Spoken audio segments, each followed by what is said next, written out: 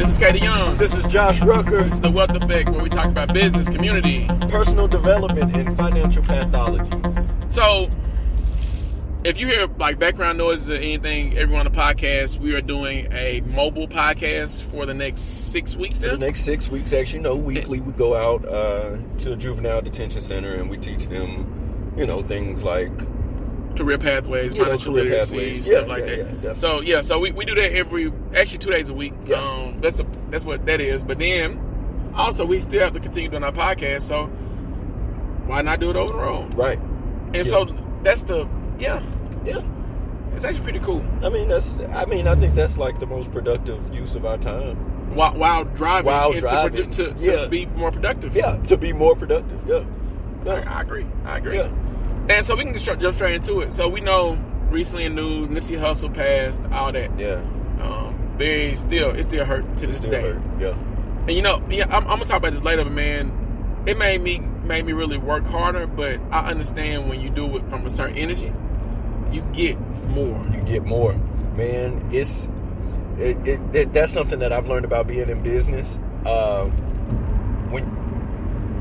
When you give, you receive. Mm-hmm. Like it's totally reciprocal. The universe does not.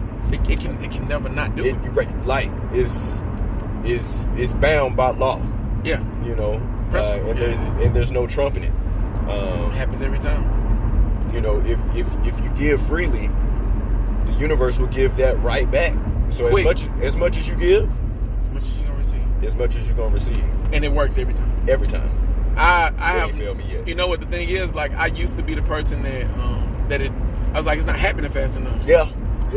But the compound effect makes it happen. Hey. Every moment if you know how to tap into it. Yeah. But that's another thing. But we realized Nipsey Hussle passed. Yeah. And then this whole Kodak Black thing. I don't know. Man, can somebody listen? I don't know if everybody knows, but Kodak Black. He's I'm not gonna call him an artist because I define that a little differently. He's a character. He's a character that made a post on his Instagram or his Snapchat or whatever. I think it was his Instagram, saying some pretty disrespectful stuff. Like, basically all in a nutshell, he basically was just like, Nipsey Hussle died, but fuck dude, I'm gonna shoot my shot at Lauren London. Yeah, he said that. I don't. You know what the thing is, and look, this is just my opinion. So when I say this, there's gonna be a lot of people that's gonna be mad as part of his generation, and this is what it is. The generation after the millennials, for about 2 generations. Yeah. It's not a whole bunch of respect in those generations. Yeah. If we really start losing it, partly with millennials. Yeah. But like that generation is the most disrespectful generation. Yeah. That I have ever experienced personally, and it's not that they can't be respectful. It's that they don't know how. They don't know how. There's some kind of disconnect. The disconnect is they that generation that's not my baby generation. Like my baby would never do that. So you had parents you had parents literally. They kid could literally go punch the teacher in the face. Yeah. And they'd be like, well, my child would never do that. My child. Are you got a black eye? That was my baby? Yeah. That was my son? And then they go to the school, fight with the school. Yeah. My baby deserved to be, Yeah. But that generation has that energy. Mm-hmm. So the thing is with the Kodak Black situation, I don't even know why people even bring it up after he was held accountable for it. Man, let's move on. Yeah. To be honest with you, I wasn't even gonna talk about it today. Yeah. But I saw a few of my close friends and homeboys like going back and forth. I'm like, bruh, and females too. Yeah. I mean, women too. Oh yeah. Can't say females. Women too. Yeah. Going back and forth, I'm like, bro, y'all wasting time and energy over him. And over that. You know what? Because he's been in the news about more heinous shit than being disrespectful. I typed the message. I'm like. And I respond. I did respond. I'm not gonna say I didn't, but I'm like, bro, we wasting our time over this. Yeah. Like he like the uncle, or like the person that comes to the family reunion drunk. Yeah. And you like, man, that's Uncle such and such. Right. But you still hold him accountable for him being drunk. Right. But you don't go over there and hold his hand and be like, And you don't stop the whole gathering to talk about his alcoholism or all the things that we need to do to. No. I mean, if that's him, that's who he is. That's who he is. Cool. You're not finna change about one action, then to make him apologize. Like, that's how this man felt at this point in time, and he felt like that was right. So accountability needs to be there. But at the same time, like, I'm not finna spend a whole day talking about even the apology. He let you know, like, that's how I felt. Yeah, like, I said what I said. Like, I think I'm not gonna quote him verbatim, but his apology was in a nutshell. I'm sorry if I was disrespectful. If I was disrespectful, if I was disrespectful, even though I wasn't. Yeah, it was like, bro, what? Really, guy? All right, man. So cool. I don't even understand. Like, I don't understand the comparison between Bill Cosby and Cardi B. I don't understand the comparison between Cardi B and Kodak. I don't know. People killing me. I don't get it. I have no idea. What's the hold on? What's the comparison between Kodak and Cardi B? People are saying that Cardi B essentially done what she said she did. Yeah. And Kodak did what he did. And they're saying that social media is dragging Kodak but not dragging Cardi. That's totally not the same thing. I don't even know why they even been brought up, period. Like, Kodak was disrespectful. He said fuck Nipsey Hussle. That's pretty much what he said. Cardi B drugged men. It's a whole different discussion. And robbed them. That's not even the same thing. Look, both of them deserves a discussion around what their actions, but I'm not going to compare. It's like comparing I'm not doing that. Like, one is disrespectful. The other is illegal. Like, they're apples and bananas, guy. I mean, apples and goddamn tomatoes and coconuts. Like, to me, you know what I'm saying? Yeah. I'm saying to me, it's like, it's not even like, I feel like it's a waste of time to even make the comparison. I'm like, bro, how do you even? Why even talk about this? Right. Like, to be real with you, and this is me, I didn't really know who Cardi B was until I saw her do an interview on Breakfast Club, and she was an artist at that point. Yeah. The whole Love and Hip Hop stuff, I didn't know she was on there. I didn't either. So I'm just saying, like, I didn't either. I didn't, because I heard some people saying that she was back or whatever. I was like, back from where? Where did she go? Where she go before that? When was she here? Yeah.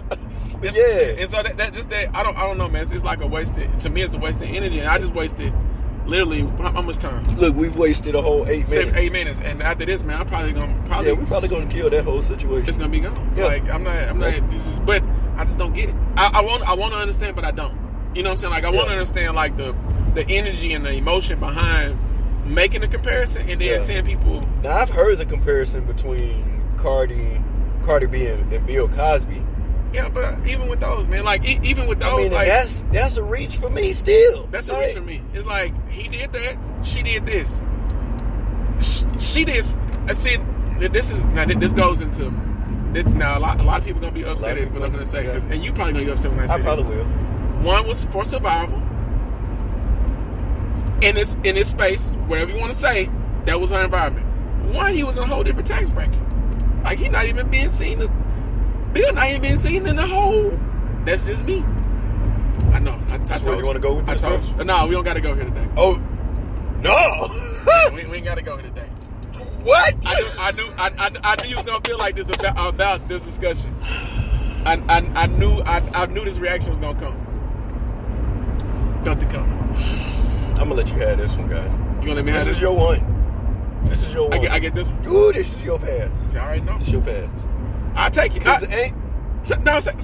Ain't no way in blue hell you gonna justify. I'm not justifying. No. See, that's the thing. I'm not justifying it at all. I'm saying the mindset behind it. And still, look, that's like you saying I'm justifying when someone gets murdered. And this, we're gonna get into America. Yeah. That's like you saying, well, because he had to feed his family, it's okay for him to go rob people. I'm not justifying the action. Yeah. I'm saying that the mindset and the environment created the action. That's not justification. You still did it. It's your one. Okay, I'll take it. Really, I want to take it. I really want to talk. I want to take no. I understand because I've been in situations where I've had to make decisions that prior to that situation I didn't think that I would make that decision. Yes, I understand.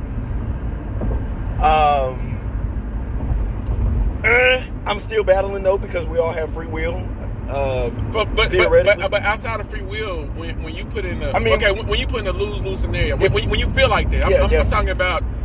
I'm saying people don't understand that you can create win-win scenarios because of the mindset of poverty and that environment. Mm-hmm. When you feel like you no longer have a choice, either you collaborate or you do the opposite. Yeah. And you just start to just be whatever that is. Like I'm gonna eat, I'm gonna live however I eat and live. Yeah.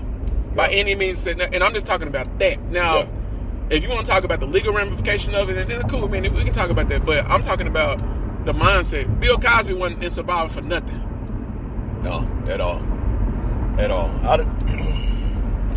I like, in all transparency, I'm gonna have to look at the case again.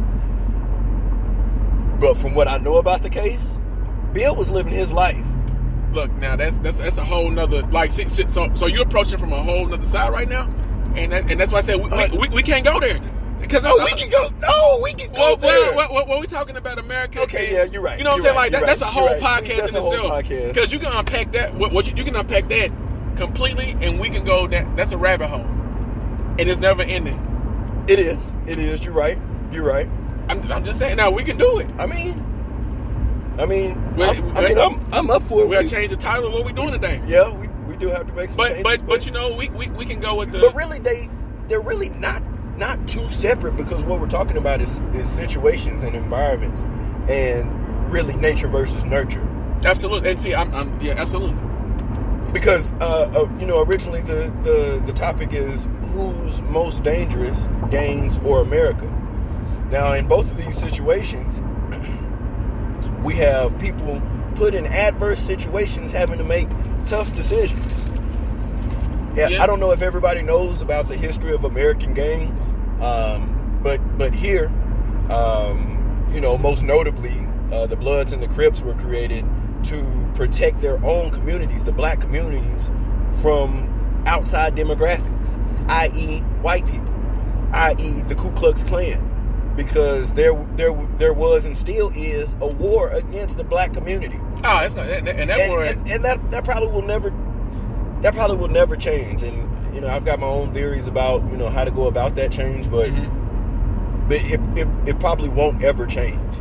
And so knowing that, black men in the community came together and organized and created these organizations, these groups, to somewhat kind of be a stepping stone, almost in my eyes, in my opinion, for the Black Panther Party to kind of build upon. From that kind of, you know what? I want to, and you're right in what you're saying, but I want y'all to think about this. Everyone think about this for a minute, because I was watching the Killer Mike documentary. Mm-hmm. Well, it's not a documentary. It's like a mental stimulating series. I don't know where to put that at. Yeah. But I was watching it, and see this is where this happens racially too. Mm-hmm. You got a gang of white men who ride motorcycles called the Hells Angels. Yeah. They're a legal entity. Yeah. Like they recognized by the US government. They make money off of they make money off of their. They're incorporated. They're a legal entity. Point blank. So you have a legal gang. A legal gang. A legal gang. Yeah. And then you demonize and make the other gang illegal. Now, look, I'm not saying that gangs don't do what they do, because they do a lot. But their original purpose was what you said. It was for that. Yeah, exactly. And I mean, as far as the drugs and the violence that that gangs are involved in, let's talk about the situations again. I go back to that, and we're gonna get back to nature versus nurture. I just want people to, like, whenever you start looking at the media more closely, and you start looking at the news more closely, you have to understand that the media and the propaganda that goes around it is always presented to make a certain group look less dangerous. Mm-hmm. Even in the way they use the words, like the wording on some. And it's been more respectability politics now, where they don't say certain things, but they gonna say something. But even when you have like a black man commit a crime versus a white man commit a crime, the black man is labeled as thug or or you know, are dangerous. Right. But the white person committing a crime is like, well, they had a mental issue. Mm-hmm.